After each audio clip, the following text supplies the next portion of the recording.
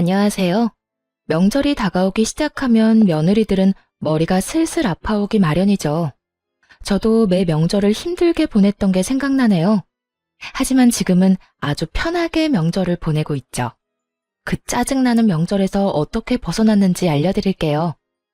저는 평범한 회사원으로 자영업에 종사하는 남편과 만나 가정을 꾸렸어요. 신혼집은 경기도 외곽에 있었는데 남편 직장과 제 회사가 가까운 곳에 마련했죠. 결혼 초반에는 명절에 대한 스트레스가 그렇게 크지는 않았어요. 결혼 3년 차가 될 때까지는 친정에도 갈 수 있었으니까요. 사실 친정은 거의 땅끝마을에 가까운 아주 먼 지방에 있었어요. 가는 길마저 험해서 결혼 후에는 명절이나 연휴 때 한 번씩만 들를 수 있었죠. 너무 멀고 대중교통으로 가기도 힘든 곳이라 자주 못 가더라도 이해하고 넘어가려고 했어요. 그런데 결혼 4년 차가 되던 해부터 남편이 친정에 가는 걸 꺼리더군요. 여보, 솔직히 너무 멀잖아. 이번에는 그냥 연락만 드리고 용돈은 계좌로 붙여드려. 거기까지 내려갔다가 다시 올라오면 쉬는 시간도 없이 바로 출근인데. 힘들어서 일도 못해. 나뿐만이 아니라 당신도 마찬가지잖아. 이게 남편의 논리였고 솔직히 미안할 일도 아닌데 괜히 미안하기까지 했죠. 친정이 너무 멀어서 남편이 많이 피곤하겠다 싶었어요. 괜히 이렇게 먼 곳에 직장을 가지게 된 스스로를 탓하게 되기도 했고요. 그런데 시모는 또 다른 이유로 저를 친정에 보내지 않았어요. 처음 남편 말을 따라 친정에 내려가지 못한 날 시모가 저한테 그러더군요. 잘했다. 시집 왔으니 넌 죽어도 이 집 귀신이야. 친정 가봐야 이제 남이지. 우리 집에서 마음 편하게 지내라. 그리고 남편 내조도 좀 하고. 사위는 백년 손님이라잖아. 친정에 데리고 가봐야 손님밖에 더 돼. 너는 우리 집 가족이지만 거기서 우리 아들은 손님이라는 거 잘 기억하고. 요즘 세상에 장인 장모에게 잘하는 애교 많은 사위도 얼마나 많은데요. 백년 손님이라니 그만큼 남편이 처가에 싹싹하게 굴지 못한다는 뜻이잖아요. 그런 옛말을 들먹이며 친정에 내려가지 못하게 하는 시모도 웃겼어요. 그래도 그때는 그냥 그러려니 하고 넘겼죠. 모든 시어머니가 그렇듯 우리 시모도 똑같이 밉상짓을 하는구나. 정말 딱 거기까지만 생각했죠. 근데 점점 남편의 행동이 신경을 살살 긁었어요. 어느 순간부터 유별나게 시모만 챙기기 시작하더군요. 저는 명절에 친정도 가지 못하는데 부모님께 용돈을 50만 원 정도만 드렸거든요. 그런데 남편 놈은 시댁에 용돈 50만 원을 드리고 몸에 좋은 건강기능식품에 각종 과일 그리고 선물 세트까지 사서 들고 가더라고요. 좀 불공평하다 싶어서 한마디 했죠. 용돈도 드리는데 꼭 그렇게 선물을 많이 사야겠어? 우리도 돈이 없어서 생활비도 아끼는데. 아무리 그래도 그렇지 이렇게 많이 쓰는 건 좀 아닌 것 같아. 부모님한테 쓰는 거잖아. 이 정도는 해드려야 부모님도 든든하실 거야. 그리고 무리하는 거 아니거든. 그럴 거면 우리 집에도 좀 보내주지 그랬어. 왜? 처가댁 부모님은 부모 아닌가? 사서 들고 가기에는 처가댁이 너무 멀잖아. 나중에 하나 보내드릴게. 그리고 명절에 보내면 택배 대란 때문에 다 상하고 문제 생길 텐데 그러지 말고 명절 끝나고 보내드리자. 말은 그렇게 해놓고 매번 까먹기 일쑤였죠. 그런데 그 뒤로도 남편 놈은 친정에 아예 갈 생각을 안 하더군요. 어쩌다 한두 번이야 이해하고 넘어갈 수 있었지만 2해, 3해를 넘어가니 솔직히 짜증이 났어요. 이번에는 친정에 내려가야 한다고 말하면 남편 놈이 항상 이렇게 말하는 거예요. 장인어른이랑 장모님이 우리가 내려가는 걸 좋아하시겠어? 얼굴 잠깐 보고 다시 올라가야 하는데. 부모님들은 우리 불편한 거 안 좋아하셔. 불편하게 왔다 갔다 하는 걸 걱정하시고. 그리고 내 생각은 안 해. 내내 운전은 나만 할 텐데 장장 6시간을 운전대 붙잡고 있다고 생각해봐. 그게 인간이 할 짓이야? 그럼 내가 운전하면 되지. 어떻게 2년이 넘도록 친정을 한 번도 안 갈 수가 있어? 그럼 혼자라도 내려갔다 오게 차라도 사줘. 장롱 면허 10년째인 너한테 차를 어떻게 맡겨? 그리고 혼자 절대 못 보내. 당신 혼자 내려가 봐. 장모님이 나한테 전화하셔서 무슨 일 있냐고 하실 거 아니야? 넌 부모님 걱정하게 만들고 싶어? 그럼 어쩌라고. 우리 친정에는 평생 안 갈 생각이야? 누가 평생 안 간대? 시간 나면 가는 거고. 이번만 날인 것도 아니잖아. 좀 기다려봐. 때 되면 다 갈 거라니까. 아휴, 한 대 탁 때려주고 싶을 정도로 얄미운 남편 때문에 속이 문드러졌어요. 그런데 이런 제 속을 더 파사삭 부서뜨리는 존재가 하나 더 있었어요. 바로 손아래 신우였죠. 신우는 시댁과 먼 곳에 살았는데 어떻게 된 건지 명절 낮이면 도착하더라고요. 우리 부부보다 2년 늦게 결혼했는데 결혼 후 쭉 명절 당일 낮에 자기 친정에 오는 신우가 정말 얄밉기 짝이 없었죠. 왜냐면 시댁이 신우한테는 친정이니까 완전히 주인처럼 행세하곤 했거든요. 찬물 좀 내와라. 식사가 형편이 없다. 도대체 언니는 시댁 와서 하는 게 뭐냐. 저한테 이런 평가질이나 하고 말이죠. 함께 있기 너무나 힘든 존재가 바로 신우였죠. 그런데 시모가 저한테는 친정에 가지 말라고 해놓고선 신우에게는 빨리 오라며 맛있는 거 많이 해놨다고 전화하는 걸 듣게 됐어요. 순간 짜증이 확 치밀어 올랐죠. 아무리 그래도 그렇지 며느리는 친정에 안 보내주면서 딸더러 빨리 오라고 하다니 듣는 며느리 기분이 좋을 리가 없잖아요. 도저히 참을 수가 없어서 신우에게 명절 전날 전화를 했죠. 아가씨, 이번 명절에는 본가 오지 말고 아가씨 시댁에서 시간 보내세요. 올 필요 없을 것 같아요. 아니, 새언니가 왜 나한테 집에 오라 마라 해요? 우리 부모님 집인데 왜 언니가 나를 못 오게 하냐고요. 참나 기가 막혀서. 지금 이게 뭐 하는 짓이에요? 우리 엄마도 새언니 이러는 거 알아요? 어머님은 모르시는데 아마 제 의견에 동의하실걸요? 지금 뭘 모르는 것 같은데 어머님은 아가씨가 집에 오는 거 싫어하세요. 그러면서 평소 시모의 지론을 신우에게 말해줬어요. 며느리는 친정에 자주 가면 안 된다는 그 지론 말이죠. 할 말이 없어 열받았는지 신우가 전화를 뚝 끊더군요. 그리고는 바로 시모에게 전화를 했나 봐요. 명절 전날이라 시댁에 함께 있었는데 옆에 있던 시모가 전화를 받더군요. 그래, 딸. 왜 전화했어? 엄마, 새언니가 나더러 집에 오지 말래. 엄마가 나 집에 오는 거 싫다고 했어?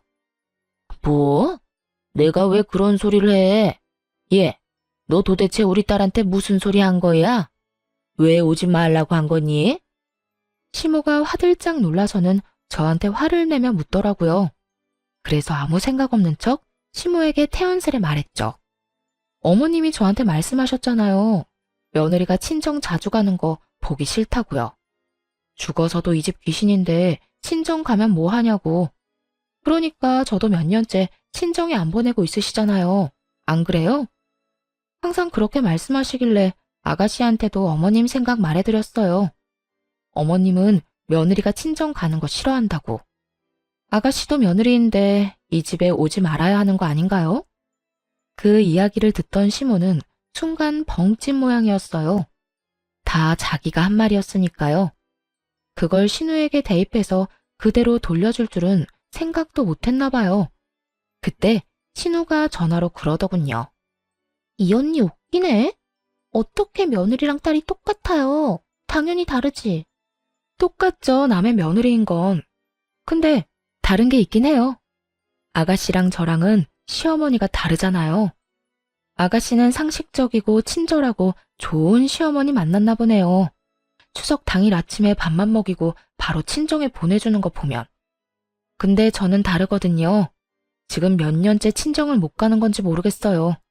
가고 싶다고 해도 참으라고만 하고 가서 좋을 거 없다고만 하시는데 남의 집안 며느리 된 딸은 어찌나 집으로 부르시는지. 이래서 사람을 잘 만나야 하나 봐요. 이렇게 말하자 이번에는 신우가 아무 말도 못하더군요. 더 말해봐야 자기 엄마 얼굴에 침 뱉는 꼴만 되니까요. 게다가 내일 있을 명절 잔치를 위해 시댁 친인척들이 다 모인 자리여서 그런 말을 떠들어대니 친척들도 불편한 기색을 내비치더군요. 남의 집안일이라 대다수가 못 들은 척하는 것 같았어요. 그리고 그분들도 알게 된 거죠.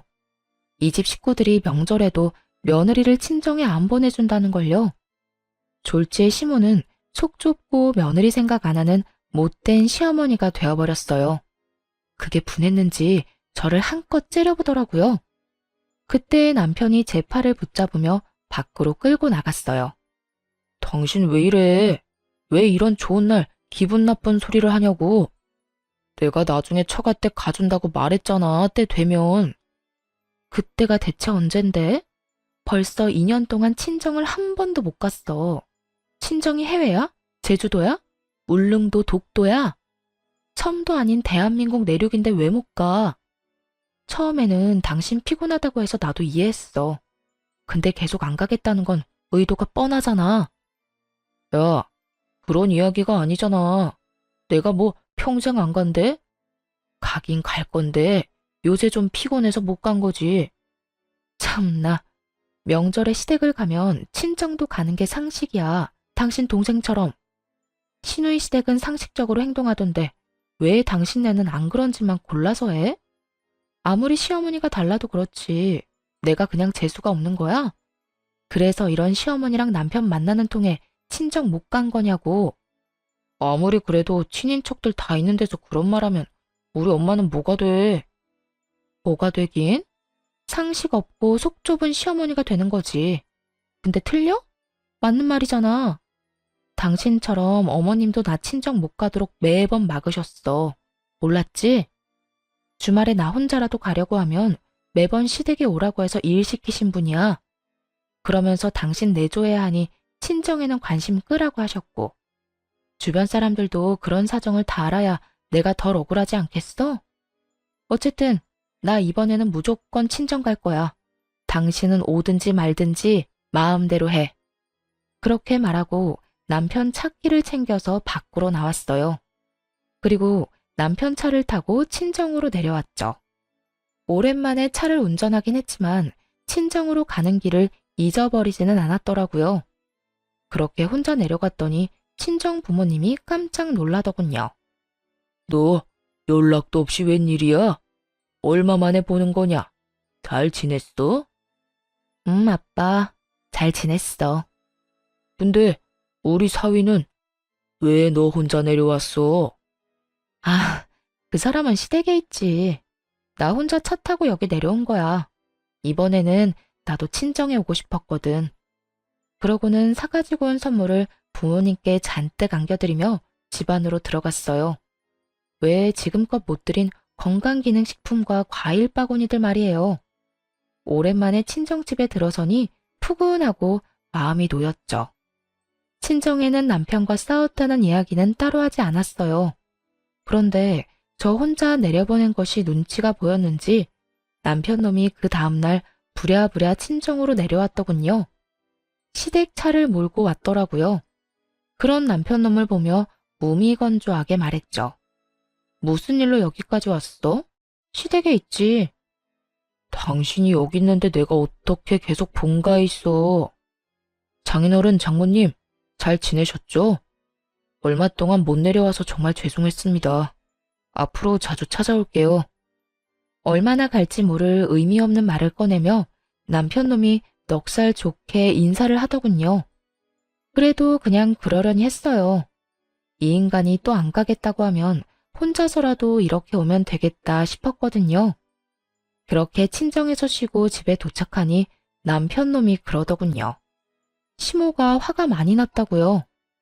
저는 별로 신경 안 쓴다고 왜 화가 나셨는지 모르겠다고만 했어요. 결국 남편 놈은 더 이상 이야기를 꺼내지 못했고 그렇게 명절이 끝나고 말았어요. 솔직히 마음속으로 앞으로 명절에 시댁엔 절대 가지 말아야겠다는 속셈이 있었거든요. 이제 저는 안 가고 남편만 보내면 되겠다 싶었어요. 그래서 별거 아니라고 생각하고 넘겼고요. 그런데 그대로 진정될 줄 알았던 마음에 이혼의 불씨를 지피는 일이 일어났어요. 바로 시모의 생일날 벌어진 일 때문이었죠. 그해 연말 시모 생일 잔치에 초대받아 갔어요. 생일 선물은 남편이 자기가 마련하겠다고 한지라 저는 신경도 안 쓰고 있었죠. 지난 명절 이후 시모와 화해를 한 것도 아니었고 가봐야 꽂아 놓은 보릿자루처럼 자리만 지키다 올 거라고 예상했거든요. 그리고 시모 생일 선물도 남편이 몇십만 원 정도 용돈이나 주고 말겠지 했어요. 처음에는 무슨 선물을 준비했는지 몰랐어요. 그냥 일반 종이 가방에 담겨 있었거든요. 남편이 시모에게 그걸 주며 나중에 집에 가서 열어보라고 하더라고요. 이때까지만 해도 아무 생각이 없었는데 시모가 그게 뭔지 너무 궁금했었나 봐요. 그래서 남편이 화장실 간 사이에 그걸 꺼내서 확인을 했는데 선물을 확인한 순간 제 눈도 뒤집어졌어요. 좋기 몇백만 원은 하는 명품 가방이었거든요. 이 인간이 친정엄마 생일에 준 선물은 12만 원짜리 화장품 세트였거든요. 그것도 인터넷에서 고르고 골라 제일 싼 거 사서 친정집으로 바로 붙여줬으면서 시모 생일에는 엄청나게 비싼 명품 가방을 준 거예요. 완전히 머리가 확 돌아버릴 만큼 열받더군요. 그리고 이렇게 화가 나는데도 또 다른 이유가 있었어요. 명절 이후에 남편놈이 시모에게 외제차를 사줬거든요. 시모가 바깥 활동을 하는데 차가 없어서 힘들다는 이유로요. 그때 남편에게 엄청 화를 냈었어요. 몇 달 전에 저한테 돈까지 빌려간 인간이 그렇게 큰 돈을 펑펑 쓰니까 화나잖아요. 그래서 시어머니 외제차 사줄 돈은 있었냐고 따졌죠. 그랬더니 남편이 뭐라고 한 줄 아세요? 자기 돈으로 부모님 좋은 거 해드리겠다는데 뭐가 그렇게 안 입곱냐고 하더라고요. 하긴 빌린 돈 보태서 자기가 번 돈으로 효도하는데 뭐라 할 수는 없죠. 하지만 기분이 더러운 건 사실이잖아요. 그날 저녁 돌아오면서 남편한테 그랬죠. 어머님, 명품 가방 사드렸더라? 어? 어떻게 알았어? 어머님이 자랑하고 싶으셨는지 당신 없을 때 열어보셨거든.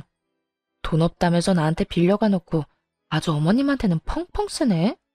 그렇게 돈 많으면 내 돈 먼저 좀 갚지 그래? 나도 우리 엄마한테 돈 한번 펑펑 써보게. 여보, 당신한테 빌린 돈은 이렇게 개인적으로 쓴 게 아니야. 가게에 필요한 돈이라 빌린 거잖아.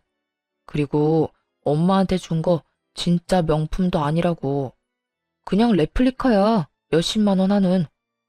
태연하게 말하는 남편놈을 보며 속으로 코웃음을 쳤죠. 그게 레플리카인지 진짜인지 구분을 못하겠냐고요. 마침 일하는 회사에 명품 가방 수집에 진심인 동료가 있었는데 저도 그 친구 덕에 짝퉁이랑 진짜는 구분을 참 잘하거든요. 그 비싼 걸 싼값에 샀다고 거짓말하는 남편을 보니 정말 괘씸하더라고요. 그래서 몰래 한 가지를 계획했어요. 시모가 연말에 우리 집에서 며칠 지내고 싶다고 했거든요. 남편놈이 그렇게 하라고 해서 시모가 오기로 했는데 저는 쏙 빠지려고 준비했어요. 그래서 시모가 온다는 날 전날부터 시모가 가는 그 다음 날까지 연차를 썼고 그대로 친정으로 피난을 가버렸죠. 집에 왔다가 제가 없어진 걸 눈치챘는지 시모가 급히 전화를 하더군요. 전화를 받았더니 바로 막말을 쏟아냈어요. 넌 도대체 어떻게 된 애가 내가 온다고 했는데 집을 비워? 이래가지고 밥은 어떻게 먹니? 너 평소에도 이렇게 자주 집에 안 들어오니? 우리 아들 밥은 먹이고 회사 다니는 거야? 이래서 집안에 사람을 잘 들여야 하는 법인데 어떻게 이런 게 우리 집에 들어와서 내 속을 썩이는지. 당신 지금 어디야?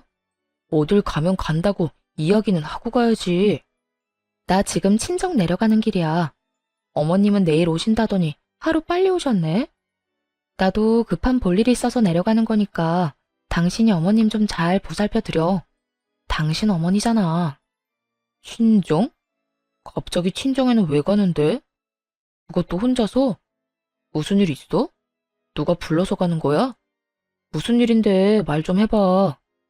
남이사, 누가 불러서 가든 그냥 가든 당신이 뭔 상관이야? 결혼하고 지내면서 처가댁에는 전혀 관심 없었던 사람이 지금처럼 앞으로도 관심 끄고 살아. 여보, 잠깐만. 전화 끊지 말고. 다급하게 말하는 남편의 목소리를 뒤로하고 전화를 뚝 끊어버렸어요. 자기들끼리 집에서 지지고 볶든 제 알 바가 아니었죠. 그런데 좀 이상하긴 하더라고요. 왜 친정에 간다니까 저렇게 예민하게 구는 걸까요? 시모는 저한테 짜증을 냈지만 남편의 반응은 뭔가 달랐어요. 뭔가 조급해하고 초조해하는 기색이 있었죠. 그렇게 이상하다 싶은 마음을 가지고 친정에 도착했어요. 남편에게 말했다시피 사실 친정에 볼 일이 있긴 했어요. 얼마 전에 시골 삼촌이 돌아가셨거든요. 그 삼촌은 원래 도시에서 살았는데 할아버지께서 시골로 내려와 농사 짓는 자식에게 유산을 다 물려주겠다고 했거든요. 가족도 없이 혼자 지내던 삼촌은 할아버지의 뒤를 이어 시골에서 농사를 짓게 됐죠. 그런데 그분이 돌아가신 거예요. 결혼도 안 하고 자식도 없는 분이라 형제인 아버지께 이제 그 유산이 상속됐어요. 아버지는 제게 그 땅이랑 유산을 다 물려주겠다고 하셨어요. 결혼 전에 엄마께 골수 이식을 해드렸는데 딸이지만 그 일이 참 고마워서 이번에 받은 유산을 다 주겠다고요. 그래서 이번에 아버지랑 이 재산을 어떻게 할까 의논할 겸 친정에 간 거였죠. 그런데 집에 도착해서 삼촌 재산에 대해 이야기하는데 아버지가 살짝 제 눈치를 보더니 이렇게 말씀하더군요. 그런데 남편 사업이 아직도 많이 힘들어? 아빠는 네가 이 재산 어디다 쓰든 상관 안 할 테니까 네 남편이 힘들다고 하면 이거 팔아서 돈 마련해. 너야 월급쟁이라서 돈 걱정 많이 안 하겠지만 자영업 하는 사람은 또 다르잖아. 저가에 돈 빌리는 게 참 어려운 일인데 따로 와서 부탁까지 할 정도면 많이 안 좋다는 이야기잖아. 불경기에는 장사가 잘 안 돼서 적자도 많이 날 텐데. 그럴 때 너한테까지 부담이 가지 않게 평소에 투자를 좀 해주면.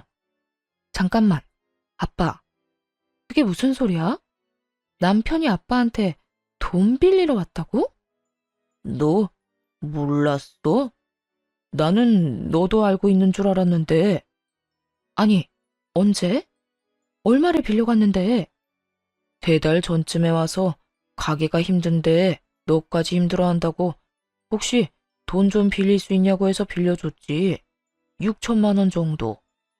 아버지의 이야기를 듣자마자 재빨리 머리를 굴렸어요. 3개월 전쯤에 무슨 일이 있었나 하고 말이죠. 그리고 나온 결론에 정말 경악하고야 말았어요.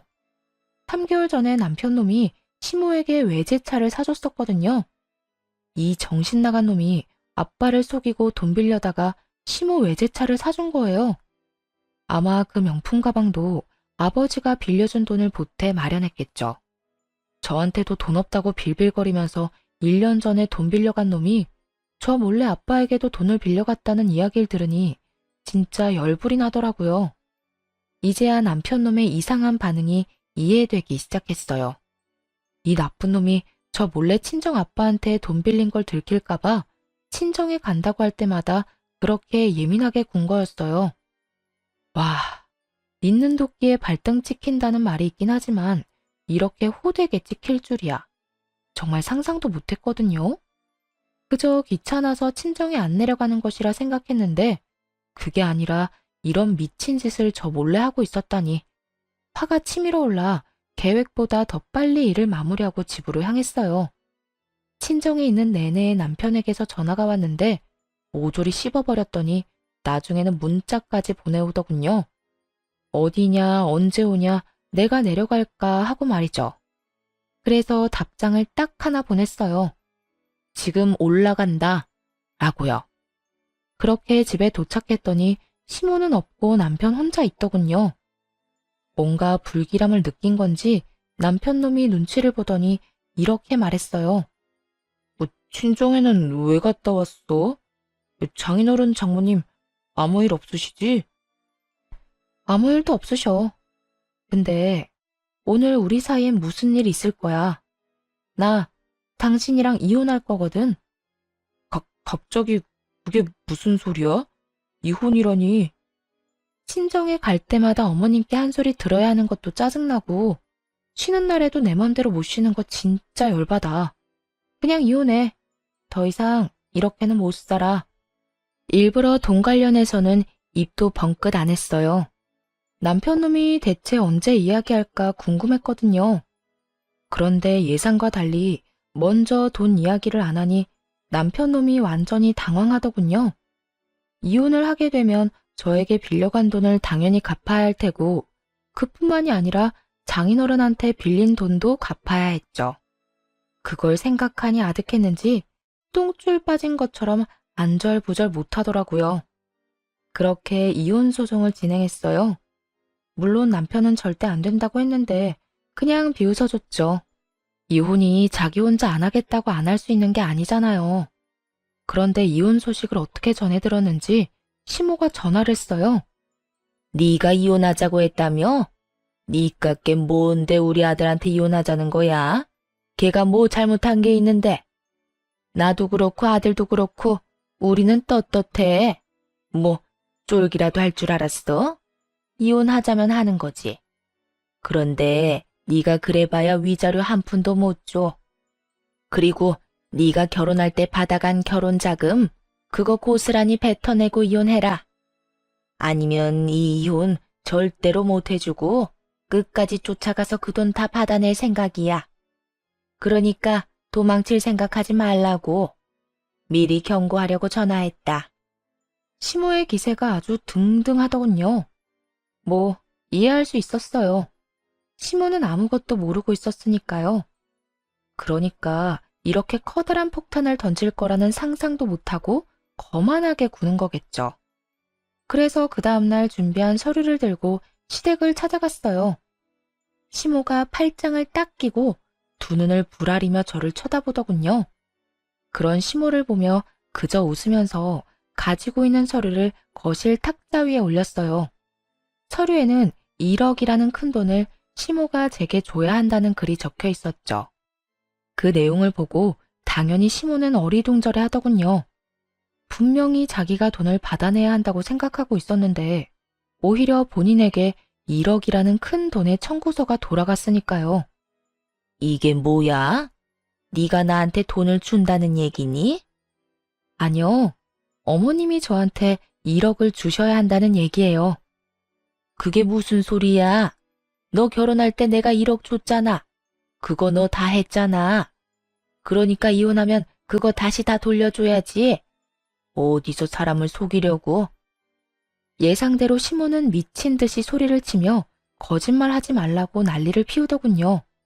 저는 시모와는 정반대로 차분해졌죠. 여기 남편 통장 내역이 있어요. 어머님이 주신 1억 제 통장에 들어온 게 아니라 남편 통장으로 들어갔고요.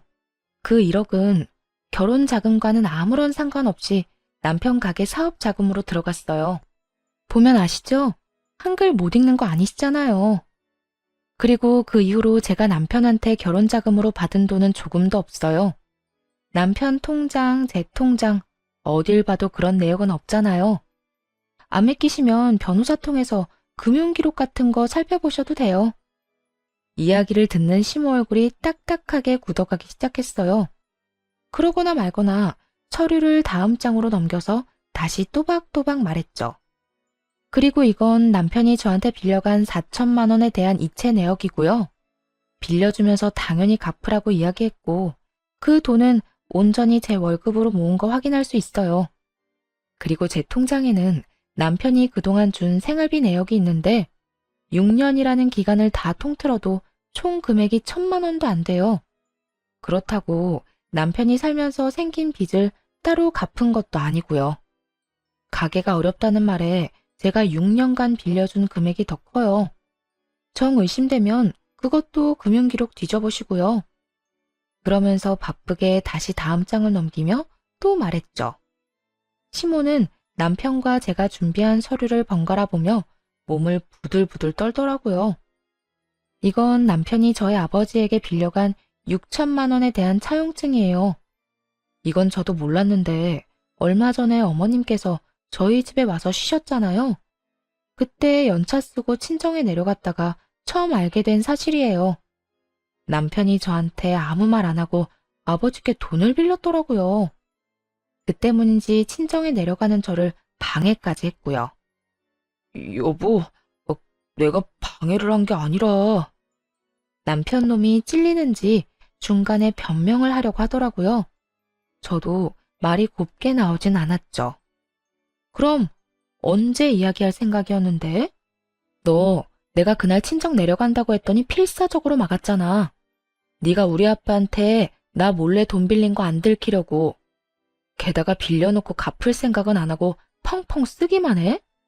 그걸 어디다 썼는지 내가 모를 줄 알아? 이 가증스러운 쓰레기 같은 인간아. 밥벌레 같은 새끼. 감히 우리 아빠가 피땀 흘려 번 돈으로? 한동안 남편을 욕해주며 째려보다가 시모에게로 고개를 돌렸어요. 시모는 여전히 서류를 붙잡고 못 믿겠다는 듯 바라볼 뿐이었죠. 그러니까 결국 어머님께 드리고 싶은 이야기는 결혼 자금으로 주신 1억 중 제가 쓴 건 없으니 남편한테 받으시라는 말이에요. 또 이 1억은 원래 남편한테 받아야 하는데 남편이 한 푼도 없다고 해서 어머님께 말씀드리는 거예요. 아니, 이걸 왜 내가 갚아? 아들이 빌렸다면서 그러면 아들이 줘야지. 그리고 우리 아들이 왜 돈이 없어?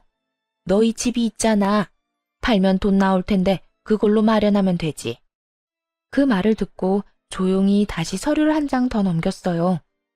그 집은 저랑 제 친정 부모님이 돈을 모아서 산 집이고요. 그 집에 남편의 지분은 조금도 없어요. 그렇기 때문에 팔 수가 없네요. 전 팔 생각이 없으니까요. 그리고 남편이 빌려간 그 돈이 어디에 들어갔는지 제가 다 알고 있거든요. 어머님이 받으신 외제차 그리고 명품 가방. 그것들 다 남편이 저랑 친정아버지한테 돈 빌려서 사드린 거예요. 그러니까 남편 대신 어머님이 그거 팔아서라도 갚아주셔야죠. 그러자 남편 얼굴이 일그러지더군요. 제가 남편의 상황을 모르길 바랬던 것 같았어요. 이런 돈 이야기 없이 이혼하자고 했을 때 혹시 진짜 모르나 하고 기대했겠죠? 그런 기대를 마지막 순간에 철저히 무너뜨려주는 게 진짜 복수고요. 남편에게 백날 돈 갚으라고 말해봐야 타격감 제로일 테고 이렇게 가족 앞에서 이야기해야 수치심과 두려움이 배가 될 테니까요. 아들아, 저 말이 진짜야? 다 참말이냐고. 너 나한테는 그 집이 다 네 거라며. 거기다 결혼자금 1억도 다 집 사는데 썼다며. 근데 뭐? 빚이 1억? 너 도대체 뭐 하고 다닌 거야? 엄마, 제가 차 사드렸잖아요. 사람 혼이 빠지도록 무조건 비싼 차 사달라고 한 사람이 누군데요? 안 될 것 같다고 했을 때 엄마가 뭐라고 했는지 기억 안 나요? 돈 빌려서라도 사주는 게 자식된 도리라면서요. 그래서 장인어른한테 빌려다 외제차 해드렸잖아요. 남편 놈이 도리어 화를 내며 말하자 시모는 충격을 이기지 못했어요. 너 그걸 말이라고? 아이고 머리야. 아이고. 시모가 머리를 부여잡고는 못 쓰러질 듯 휘청거리더군요. 그러다 소파 위로 풀썩 주저앉았어요. 그리고 잠시 후 처음과는 전혀 다르게 차분해진 목소리로 슬쩍 말하더군요. 예, 나는 이런 사정 같은 거 아무것도 몰랐어. 우리 아들이 이런 짓을 했을 줄은. 이건 정말 큰 문제야. 그냥 넘어갈 순 없지. 그런데 이렇게 이혼해서는 안 돼. 차라리 같이 살면서 갚게 하는 게 낫지 않겠니? 아까의 기세등등하던 태도는 어디로 갔는지 이제는 시모가 이혼하지 말라고 권유하더군요. 살면서 돈을 갚도록 하는 게 더 좋다는 이유로 말이죠. 안면물수라는 게 이럴 때 쓰는 말일까요? 너네가 이혼한다고 쫄릴 줄 아냐며 큰 소리는 펑펑 쳐놓고 남편에게 빚이 1억 있다는 걸 알자마자 급박하게 꼬리를 내리는 시모 꼴이라니. 게다가 남편이 빈털털이라는 것을 알고는 저를 묶어두려는 것 같더군요. 이미 시모와 남편이 어떤 사람들인지 다 아는데 그게 가능할 리가 없잖아요.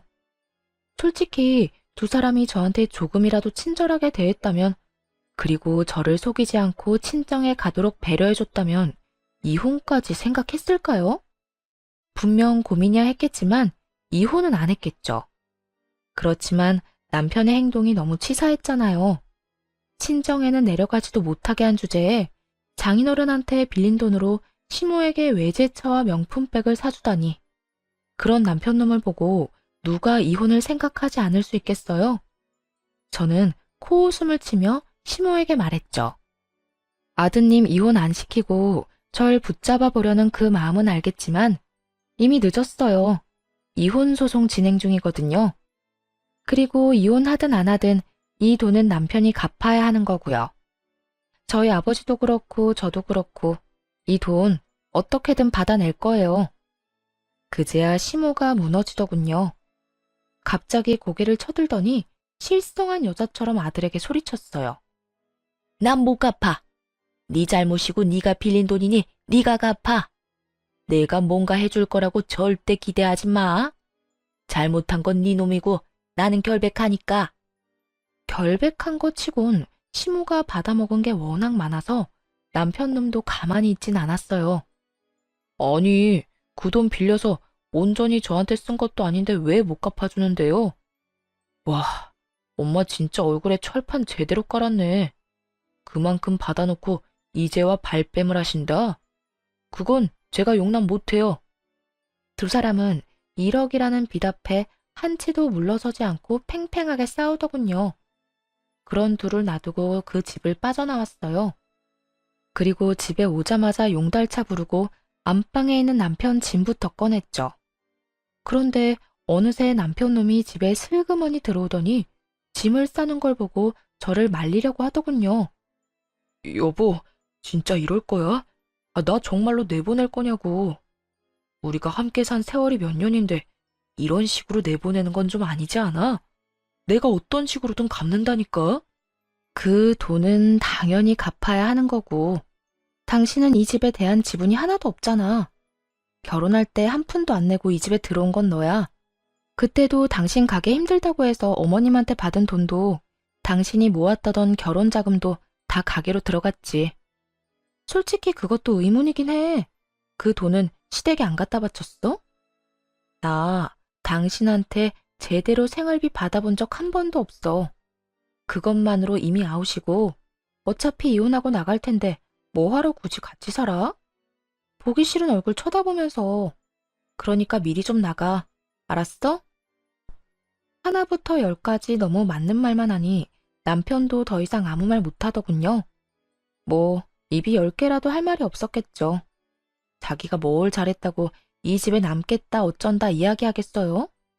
그리고 시모와 남편을 위한 진정한 지옥은 며칠 뒤부터 시작됐어요.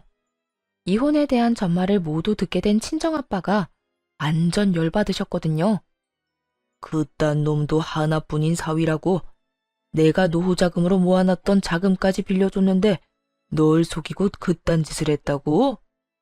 널 친정에 못 가게 한 것도 모자라 지엄마 외제차랑 명품백을 사줬단 말이야. 차라리 너한테 선물을 사줬다 하면 내가 그 돈 받을 생각 안 했을지도 몰라. 그런데 감히 내 딸한테도 돈을 빌려놓고 나한테까지 돈을 빌려? 그건 절대로 용서 못하지. 지옥까지 쫓아가서라도 그 돈 받아내고야 만다. 그렇게 선언한 친정아빠는 정말로 그 먼 곳에서 한달음에 올라오셨어요. 그러고는 남편이 시모에게 사준 외제차 뒤를 졸졸 쫓아다녔죠. 완전히 대놓고 쫓아다닌 게 아니라 몰래 뒤만 쫓다가 시모가 지인들을 만나는 것 같으면 마치 우연히 마주친 적 다가가 이랬대요. 아이고, 잘 지내고 계신 것 같아서 보기 좋습니다. 이제 그쪽 아드님하고 우리 딸이 이혼한 건 아시죠? 그런데 그쪽 아드님이 나한테 빌려간 돈을 안 갚아서 이렇게 찾아왔어요. 아드님이 그러는데 자기는 돈이 없으니 엄마한테 가서 받으라고 하더라고요.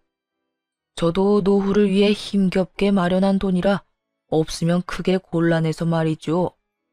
그쪽 아드님이 나한테 빌린 그 돈으로 자기 엄마 외제차를 사줬다고 하는데 그게 바로 이 차죠? 아이고, 참 좋아 보이네. 아니, 사돈은 왜 이럴 때까지 찾아와서 그런 이야기를 해요? 저는 우리 아들이 빌린 돈이랑은 아무런 상관이 없는 사람이에요. 상관이 없어? 당신 아들이 저지른 짓이고 그동안 당신이 그 돈 다 썼잖아. 그러면 양심상 대신 갚아줘야 한다는 생각은 안 들어요? 돈이 없으면 이 차랑 그 어깨에 걸려있는 가방을 팔아서라도 마련하셔야지. 그러니까 돈은 빌린 사람한테 갚아달라고 해야지. 왜 빌린 사람 엄마한테 이렇게 난리를 치냐고요? 아니, 상관이 왜 없어요? 그쪽이 아들을 잘못 키웠잖아요. 그리고 우리 딸 친정에도 못 가게 하고 이 집에서 매번 일 시키고 괴롭혔다면서요. 내가 그 이야기를 듣고 어찌나 속이 이상한지 밤에도 잠이 안 와. 남의 귀한 딸 데려다가 막 부리는 것도 모자라서 부모도 못 찾도록 만들어. 쌍으로 정신이 나간 것들. 뚫린 입이라고 아무 말이나 짓거리는 거 봐. 어쨌든 그쪽 아드님이 빌려간 1억 가지고 있는 걸 팔아서라도 마련하시라고. 당신 다니는 곳이 어디든 다 쫓아다니면서 그 돈 다 받아낼 거요. 앞으로 만날 지인들한테 아들 새끼가 사고 친 거 다 알리고 싶으면 마음대로 하시오. 난 안 말릴 테니까. 아빠의 말에 무시무시함을 느꼈는지 시모는 그 뒤로 사람을 만나지 않고 집에 틀어박히더군요. 시모가 밖에 나오지 않자 아빠는 이제 남편을 쫓아다녔어요. 아빠 돈이랑 제 돈까지 당장 갚으라고요. 결국 주변에 사람이 있든 말든 상관없이 쪼아대는 아버지 때문에 남편 놈은 시모의 반대를 뒤로하고 명품 가방과 외제차를 팔아 돈을 마련했어요. 그렇지만 아무리 좋은 외제차의 명품 가방이라도 중고잖아요. 당연히 살 때만큼의 돈을 마련하기는 어려웠죠. 비싼 만큼 감가가 어마무시하잖아요. 그래서 어쩔 수 없이 시댁집을 담보로 대출을 받아 저와 아버지에게 갚았더군요. 그 돈을 갚을 때 남편이 저한테 한마디 했어요. 정말 독하다 독해. 진짜 이렇게까지 해야 해? 우리가 하루 이틀 같이 산 것도 아니고 몇 년을 함께 살았는데 나는 적어도 장인어른이 좀 더 상식적인 방법으로 돈을 받아갈 거라고 생각했어. 그런데 이게 뭐야? 주변 사람들한테 소문 다 내고 나를 못 살게 굴면서까지 돈을 받아갔어야 했어? 당신 왜 이렇게 사람이 못 됐어? 당신 아버지도 그렇고. 우리 아빠 욕하지 마. 독한 걸로 치면 네가 최고지. 넌 그럼 얼마나 상식적이길래 우리 집 무시하고 시댁에만 돈 쳐바르면서 효도했어?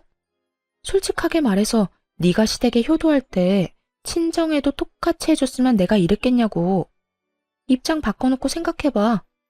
내가 우리 엄마한테만 몇백만 원짜리, 몇천만 원짜리 물건 사주고 너희 엄마한테는 10만 원짜리 화장품 사주면 어떻겠어? 기분 더럽겠지. 그래놓고 나한테 친정에도 가지 말라고 하고. 안 당해보면 모르는 거야. 그래서 당해보라고. 네가 그 입장이 되어봐야 그게 무섭고 힘든 일인 걸 알지. 왜 나 혼자 그 더러운 행동에 피해봐야 하는데? 너도 느껴봐. 아니, 솔직히 아들이 부모님한테 효도한 게 큰 죄는 아니잖아. 아무리 그래도 이렇게 하면 나랑 엄마는 앞으로 어떻게 살아? 야, 나는 네 심보가 고약하고 괘씸해서 용서를 못하는 거야. 능력도 안 되는 게 처갓집에서 돈 빌려다가 효도를 그렇게 하면서 막상 돈 빌려준 처갓집은 무시했지. 게다가 그게 찔려서 마누라는 친정에 가지도 못하게 하고. 가슴에 손을 얹고 네 놈이 한 짓거리를 생각해봐. 결국 이혼도 돈을 받아내는 것도 완벽하게 해결됐어요. 그렇게 전 남편과는 더 이상 만날 필요가 없어졌죠. 그 이후로 몇 번이나 연락이 왔지만 다 무시했어요. 전화한 이유야 뻔했으니까요. 그래서 용서해달라는 말은 필요 없으니 연락하지 말라고 몇 차례 문자를 보냈더니 더 이상 연락이 없더군요. 전 남편과 이혼하고 나서 저는 매년 명절이 되면 친정집으로 내려갔어요. 이혼을 하고 돌아온 저를 친척들은 반갑게 맞아줬죠. 그딴 놈이랑 잘 헤어졌다고 정신 나간 놈이라고 말해줬어요. 결국엔 저와 아빠, 친정까지 다 말아먹었을 놈이라고 다들 욕을 얼마나 하는지. 그 욕만 듣는데도 배가 든든하게 부를 정도였어요. 그렇게 친정집에 있으면서 오랜만에 SNS를 했더니 신우의 게시글이 떡하니 올라왔더군요. 보니까 해외여행이라도 간 것 같았어요. 신우와 그 아이들이 이국적인 건물 앞에서 사진을 여러 장 찍었더라고요. 그러면서 명절 연휴에 해외에 놀러 갔다는 문구까지 썼더군요. 명절 때마다 친정에 오고 싶어 안달이 날 정도였던 신우가 웬일로 친정이 아니라 해외에 갔는지 궁금했어요. 그리고 나중에야 그 이유를 알 수 있었죠. 전 남편과 전 시모가 빈털터리가 되고 나서 신우에게 손을 벌리려고 한 것 같더군요. 하긴 지인들에게 허세 부리고 싶어서 아들놈 들들 볶았던 시모잖아요. 당연히 신우에게도 똑같이 행동했겠죠.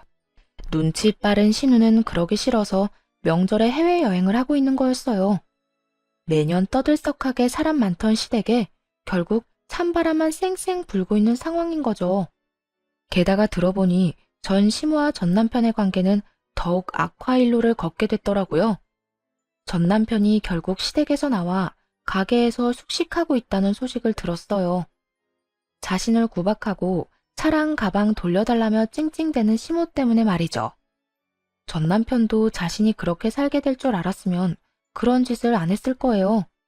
한치 앞도 못 보고 안일하게 생각한 결과가 겨우 그거라니. 그렇다고 다시 걷어줄 건 아니지만요. 시모도 초라하기는 마찬가지였죠. 아들 하나 믿고 소소하게 며느리 괴롭히며 사치나 부리며 살더니 결국 그 돈들이 사돈집에서 나온 거라는 걸 알고서는 완전히 무너져 버렸잖아요. 자기 욕심 때문에 자식이 저 지경이 된 건 눈에도 안 들어오고 그저 자기한테 줬던 걸 뺏었다는 생각만으로 자식을 모질게 대하니 전 남편도 그런 전 시모에게 정이 다 떨어졌겠죠.